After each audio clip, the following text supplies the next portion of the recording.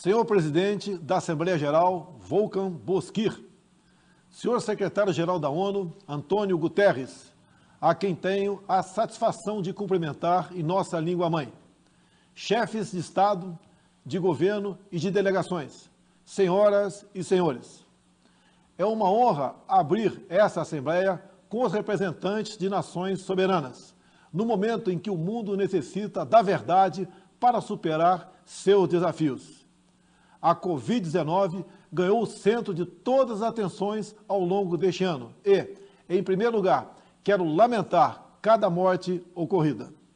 Desde o princípio, alertei, em meu país, que tínhamos dois problemas para resolver, o vírus e o desemprego, e que ambos deveriam ser tratados simultaneamente e com a mesma responsabilidade.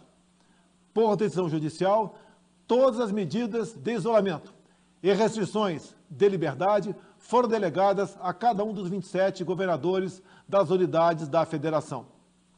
Ao presidente, coube envio de recursos e meios a todo o país.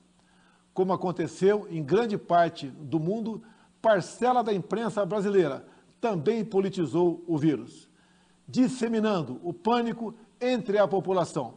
Sob o lema "Fique em casa" e "A economia a gente vê depois", quase trouxeram o caos social ao país. Nosso governo, de forma arrojada, implementou várias medidas econômicas que evitaram o mal maior.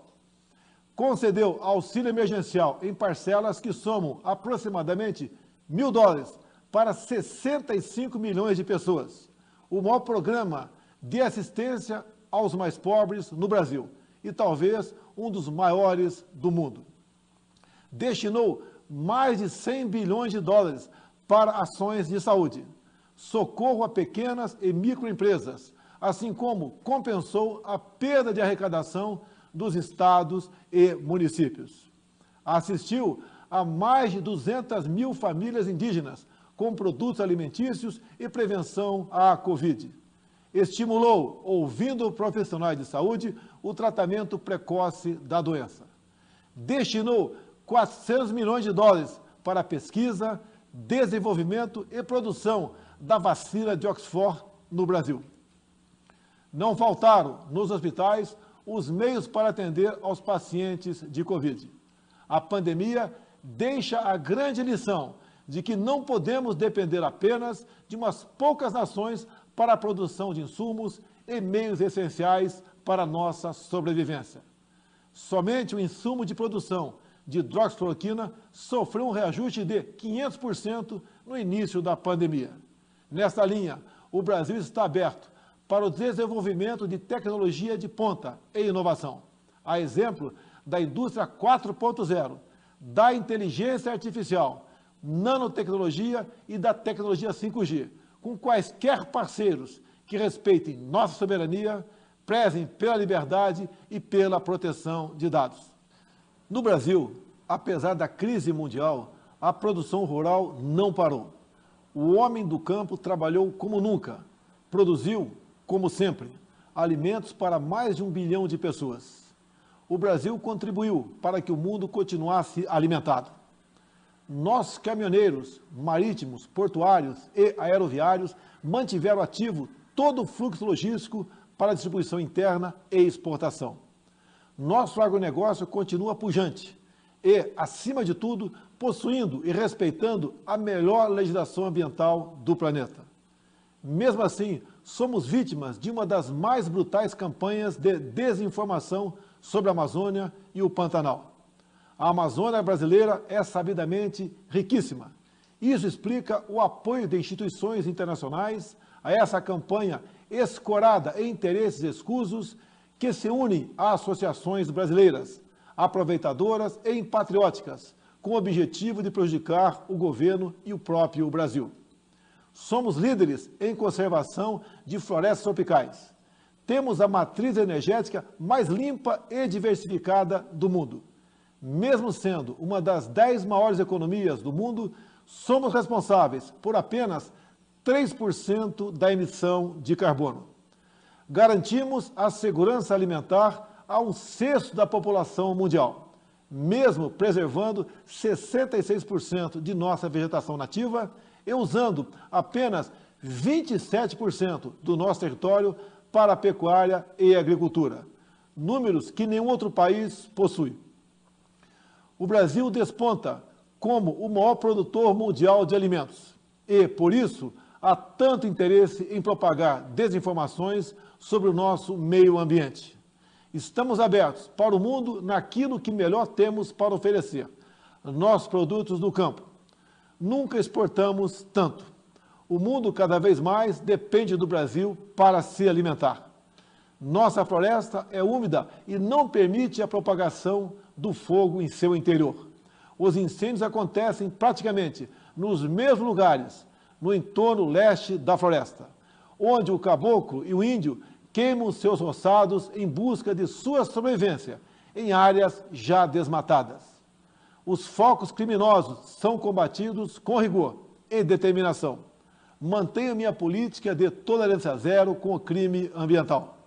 Juntamente com o Congresso Nacional, buscamos a regularização fundiária, visando identificar os autores desses crimes.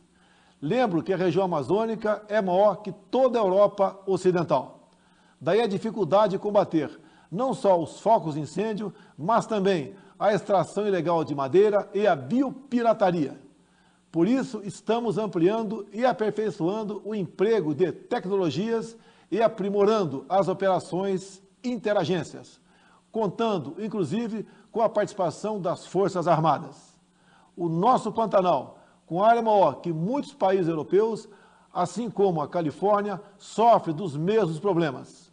As grandes queimadas são consequências inevitáveis da alta temperatura local, somada ao acúmulo de massa orgânica em decomposição. A nossa preocupação com o meio ambiente vai além das nossas florestas. Nosso Programa Nacional de Combate ao Lixo no Mar, um dos primeiros a serem lançados no mundo, cria uma estratégia para os nossos 8.500 quilômetros de costa. Nessa linha, o Brasil se esforçou na COP25 em Madrid para regulamentar os artigos do Acordo de Paris que permitiriam o estabelecimento efetivo do mercado de carbono internacional. Infelizmente, fomos vencidos pelo protecionismo. Em 2019, o Brasil foi vítima de um criminoso derramamento de óleo venezuelano, vendido sem controle, acarretando severos danos ao meio ambiente e sérios prejuízos nas atividades de pesca e turismo. O Brasil considera importante respeitar a liberdade de navegação estabelecida na Convenção das Nações Unidas sobre o Direito do Mar. Entretanto, as regras de proteção ambiental devem ser respeitadas e os crimes devem ser apurados com agilidade, para que agressões como a ocorrida contra o Brasil não venham a atingir outros países. Não é só na preservação ambiental que o país se destaca. No campo humanitário e dos direitos humanos, o Brasil vem sendo referência internacional pelo compromisso e pela dedicação no apoio prestado aos refugiados venezuelanos, que chegam ao Brasil a partir da fronteira no estado de Roraima. A Operação Acolhida, encabeçada pelo Ministério da Defesa, recebeu quase 400 mil venezuelanos deslocados devido à grave crise política e econômica gerada pela ditadura bolivariana. Com a participação de mais de 4 mil militares, a Força-Tarefa Logística Humanitária busca acolher, abrigar e interiorizar as famílias que chegam à fronteira. Como um membro fundador da ONU, o Brasil está comprometido com os princípios basilares da Carta das Nações Unidas: paz e segurança internacional, cooperação entre as nações, respeito aos direitos humanos e às liberdades fundamentais de todos. Nesse momento em que a organização completa 75 anos, temos a oportunidade de renovar nosso compromisso e fidelidade a esses ideais. A paz não pode estar dissociada da segurança. A cooperação entre os povos não pode estar dissociada da liberdade. O Brasil tem os princípios da paz, cooperação e prevalência dos direitos humanos inscritos em sua própria Constituição. e, tradicionalmente, contribui, na prática, para a consecução desses objetivos. O Brasil já participou de mais de 50 operações de paz e missões similares, tendo contribuído com mais de 55 mil militares, policiais e civis, com participação marcante em Suez, Angola, Timor-Leste, Haiti, Líbano e Congo. O Brasil teve 2 militares premiadas pela ONU na missão da República Centro-Africana, pelo trabalho contra a violência sexual. Seguimos comprometidos com a conclusão dos acordos comerciais firmados entre o Mercosul e a União Europeia e com a Associação Europeia de Livre Comércio. Esses acordos possuem importantes cláusulas que reforçam nossos compromissos com a proteção ambiental. Em meu governo, o Brasil, finalmente, abandona uma tradição protecionista e passa a ter, na abertura comercial, a ferramenta indispensável de crescimento e transformação. Reafirmo nosso apoio à reforma da Organização Mundial do Comércio, que deve prover disciplinas adaptadas às novas realidades internacionais. Estamos igualmente próximos do início do processo oficial de acessão do Brasil à OCDE. Por isso, já adotamos as práticas mundiais mais elevadas em todas as áreas, desde a regulação financeira até os domínios da segurança digital e da proteção ambiental. No meu primeiro ano de governo, concluímos a reforma da Previdência e, recentemente, apresentamos ao Congresso Nacional 2 novas reformas, a do sistema tributário e a administrativa. Novos marcos regulatórios em setores-chave, como o saneamento e o gás natural, também estão sendo implementados. Eles atrairão novos investimentos, estimularão a economia e gerarão renda e empregos. O Brasil foi, em 2019, o 4º maior destino de investimentos diretos em todo o mundo. E, no primeiro semestre de 2020, apesar da pandemia, verificamos um aumento de ingresso de investimentos em comparação com o mesmo período do ano passado. Isso comprova a confiança do mundo em nosso governo. O Brasil tem trabalhado para, em coordenação com seus parceiros sul-atlânticos, revitalizar a zona de paz e cooperação do Atlântico Sul. O Brasil está preocupado e repudia o terrorismo em todo o mundo. Na América Latina, continuamos trabalhando pela preservação e promoção da ordem democrática como base de sustentação indispensável para o progresso econômico que desejamos. A liberdade é o bem maior da humanidade. Faço um apelo a toda a comunidade internacional pela liberdade religiosa e pelo combate à cristofobia. Também quero reafirmar minha solidariedade e apoio ao povo do Líbano pelas recentes adversidades sofridas.